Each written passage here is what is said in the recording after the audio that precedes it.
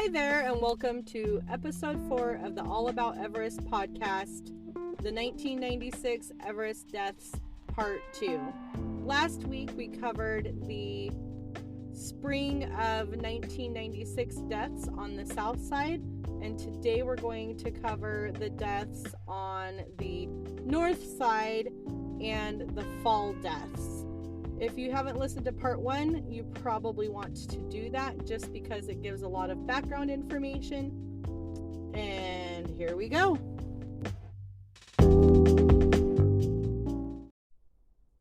During the 1996 spring Everest season, 4 people died on the north side of Mount Everest, which is in Tibet. 3 of those people died during the 1996 Everest disaster, which was that really big blizzard that they had on the mountain. And then another one passed away about a week later. But all of them were on the north face. The 3 that passed away on the north side of Everest during the big blizzard, they were all from the Indo-Tibetan Border Police. Dorje Morup, Tsawang Paljor, and Tsawang Samandla. Tsawang Paljor is known as Green Boots. I mentioned him last podcast episode, and then in the podcast episode on the deaths on Mount Everest, just because he's one of the more well-known, if you will, famous bodies that are up there. Initially, 6 people from the Indo-Tibetan Border Police attempted to reach the summit. When it started getting late in the day, 3 of them went down, but the other 3 continued to go up. They didn't reach the summit until 6 o'clock that evening, which is about 3:45 in Nepal time. There was so much concern because that's when the weather started to go sideways, but also the regular turnaround time, if you will, is about 2 o'clock in the afternoon. There is conflicting information if they actually summited, because visibility had already decreased, it was already snowing, and they may not have even reached the top, but they thought that they did.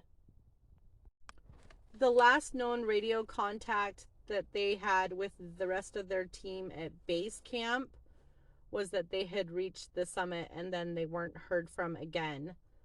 The blizzard got really bad around 5 or 6 o'clock, and then it cleared up around midnight. The next day, a Japanese group climbed the summit. They may or may not have seen them or encountered them. The Japanese apparently had encountered some climbers, but they didn't talk to them or exchange greetings or anything, so it wasn't necessarily the Indo-Tibetan team. And so no one really knows if they had survived the night or not. What they do know, though, is that all 3 of them had passed away sometime between May 10th and May 11th. Again, there's a lot of conflicting information that the Japanese and some other teams may have passed them while they were still alive and declined to offer help. It just depends on whose account you read and who you believe. As with anything Everest, there's just lots of information. Some of it may be accurate, some of it may be not. You have to make the decision what you're going to believe and what you think the truth is.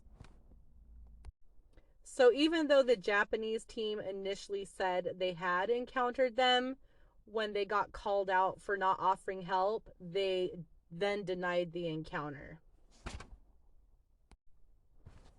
2 of the bodies from the Indo-Tibetan police were found. The 3rd one, I believe, has not.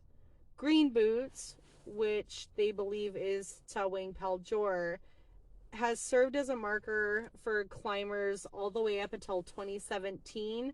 They think that maybe his body is now covered with stones. But he's mentioned a lot. I mentioned him in episode 2 and again last episode, but he's mentioned again and again by climbers throughout the years, in their books and the retelling of their climbs on Mount Everest. In fact, in 2006, when David Sharp passed away, he apparently passed away next to Green Boots in the little overhang. All 3 of the Indo-Tibetan border police that passed away, they believe that they died from exposure and being in the death zone too long. The 4th death on the North Face was Reinhard Vlasic, and he died on May 19th, 1996. Both Green Boots and Reinhard are mentioned in the book The Other Side of Everest, and I will include a link in the show notes of all of the books about the 1996 Everest climbing season. And he died from altitude sickness. So a total of 12 people passed away during the spring season on Mount Everest in 1996.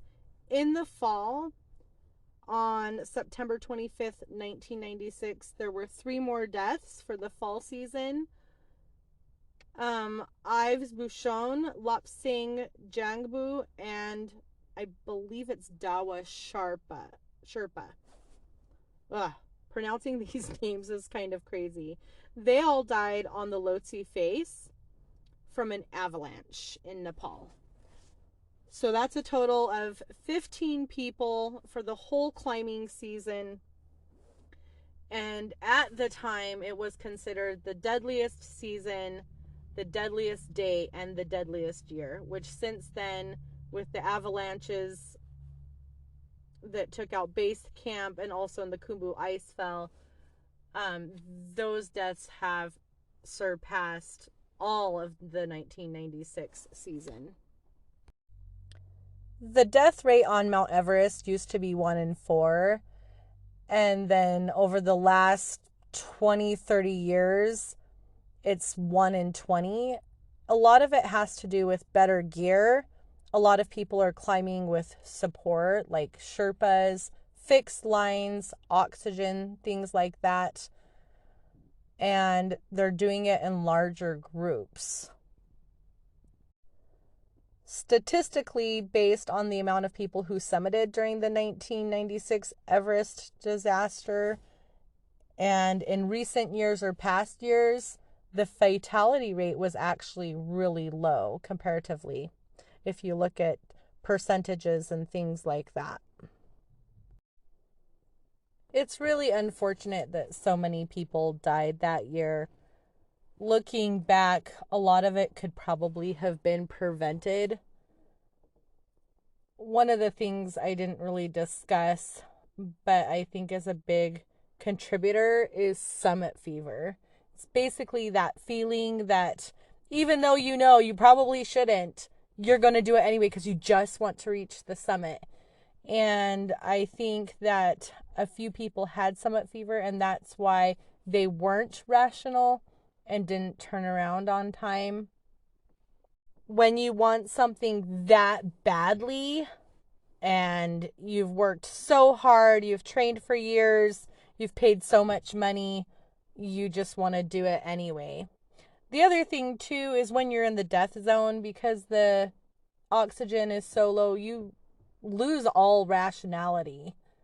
And I think that causes people to forget about some of the risks and how you could potentially die. You also have your adrenaline pumping, and it's just go time. The weather isn't really something that can be predicted. 8 people died in that blizzard. Back then they had the best ways of forecasting, but it just wasn't enough. And Sometimes there are freak storms, even though there are people say that they knew that the weather was going to turn. I just don't think that they knew how fast it was going to go bad. Another thing, too, is decisions. People made some poor decisions, maybe even from the very beginning. You had so many people that were inexperienced. You had plans that fell through, like the fixed lines. You had people that weren't very experienced that maybe shouldn't have gone up, and then people that just they knew better, but they chose to continue anyway. If you look at the South African team, and I mentioned this last episode, they were not well trained, and their leader may or may not have lied about his experience, his permits, who was going. If you don't tell the truth and you bring people on with false pretenses, that obviously could have contributed to Bruce Harrod's death. So I do think that a lot of those deaths could have been prevented. The blizzard, it is what it is. And the other things that happen, like avalanches, falls, and altitude sickness, those are just risks that you're going to face anyway if you're going to try to summit Mount Everest. Two really good movies about the 1996 spring Everest season were Everest, the movie that came out in 2015, and then Into Thin Air, which is based on the book by John Krakauer. And if you haven't read it yet, you really should. I also recommend that you listen to it on Audible if you're one of those people who don't have the time to read books. Both of those movies, they do have different perspectives, and they are as accurate as they can be in what actually happened. Again, there's different perspectives because of altitude sickness or weariness or exhaustion. You may or may not see things or experience things on Mount Everest that you thought that you did. And John Krakauer does talk about that in his book.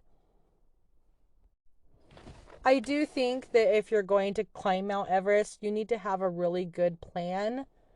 You need to have a really good group of people with you and have the right support. I think it really makes a difference if you live or die. Experience, I think, would be the biggest thing, though. If you've never done it before and then you try to climb Everest as your first 8,000-meter peak, you're kind of setting yourself up for failure, and so many people, they climb that mountain and they have families at home and kids at home. And like Rob Hall, his wife was pregnant at the time. And I think you need to consider that. If I was fit enough, I still don't think that I would climb Mount Everest just because I don't want to leave my family behind, but that's my personal opinion. Death is really depressing, and this episode and last episode, that's all that I've discussed. And let's face it, death is a reality on Mount Everest. It's always looming there. And even though, reaching the top is triumphant and joyful and thrilling, you've reached the top of the world, death is around every corner. I mentioned back in 2019 that they had found a couple of bodies in between base camp and the South Col. It was actually 4. And after looking into it, I do not believe they have been identified yet. It could be from a lot of different reasons. It could be, they haven't had a DNA match or no one came forward to see if there was a match. It could be a lot of different reasons. But if I hear anything else, I'll definitely let you know. I wasn't sure until today what next episode is going to be about, but I think it'll be about the problems and controversies on Mount Everest. It's not really something that people talk about, but there are a lot of issues, including overcrowding, trash, even theft. I know I do want to put together a bonus episode with all the verbiage. You know, not everybody knows what the Khumbu Icefall is or what a belay is or a crevasse. But next week's episode's definitely going to be about the problems. The episode after that will be about George Mallory, including if he actually reached the summit or not. So stay tuned for that one. I do want to try to get some people on for interviews, but the climbing season is fast approaching, and all of the people I want to interview, I think, are going to be on the mountain this climbing season. So we'll see about that. Let me know if you have any suggestions, thoughts, anything like that. We're on social media at All About Everest Podcast. You can follow us there or wherever you listen to podcasts. Don't forget to rate, subscribe, and follow so that we can continue to put out great content. I am your host, Pauline Reynolds Nettle, and I will hopefully see you next Wednesday. I'm going to try to get the podcast episode loaded early Wednesday morning, but I've been so busy and I'm taking care of my father-in-law. So it's just one of those things. Until next time.